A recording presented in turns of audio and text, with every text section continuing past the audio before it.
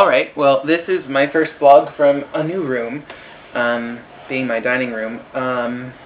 Today is Memorial Day. It's about 6 p.m. I think. Maybe it's 5. Who can say? I've had a sort of busy weekend, I guess, grading papers because grades are due.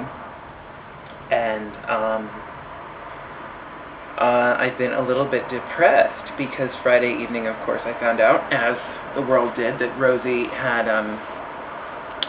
asked to be let out of her contract from The View, and so she won't be back, which is disconcerting because the more I think about the show and I think about what she's brought to daytime television, it's really remarkable. For a long time, you know, I read the newspaper every day for most of my life and watched the news and this kind of thing, and since I moved to Los Angeles, I stopped doing that. I did get the New York Times for a little while when I first moved here, and then I didn't have time, and then I didn't have cable, and I just thought I didn't care, and I thought it didn't matter because there was nothing I could do about that. And I met my friend Barbara at work, and my life sort of changed. I mean, it kind of put me back on track to how I used to be, which was politically conscious and aware, and understanding that we do have a voice and we do have power in our democratic society, and just the severity of what's at stake having this administration at the White House and in the executive branch of government. So, and to have someone on television every day in the morning, here in Los Angeles at 10 o'clock in the morning, telling us again and again and again that this is wrong, this has to stop, this has to be changed, we won't stand for this, democracy is what is at stake, is very significant.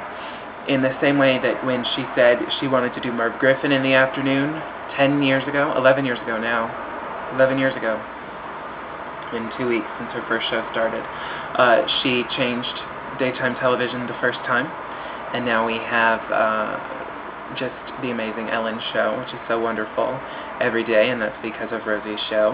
And now she's done it again. She has completely changed the way that we view what should be on television in the middle of the afternoon, what people want to talk about. You know, when Sherry Shepard was on last week on Wednesday, I love Sherry.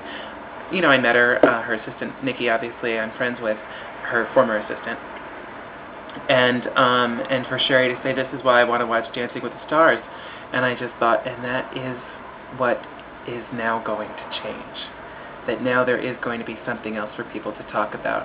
You know, when I was reading about, I think they said that Kathy Griffith is like the front runner for Rosie's job, and that day on Rosie's blog on Jahiro that Rosie had said, you know, oh, I'll give you some pointers about what to do on the show so that you'll get in good with Barbara, because I really think that you have a shot of replacing me. And then when she was on the show on Thursday, and she just kept bringing up again and again, so let's talk about the fight, let's talk about the fight, let's talk about the fight. And I just thought, no, because the fight is not the problem. The fight is a problem between Elizabeth Hasselbeck and Rosie O'Donnell.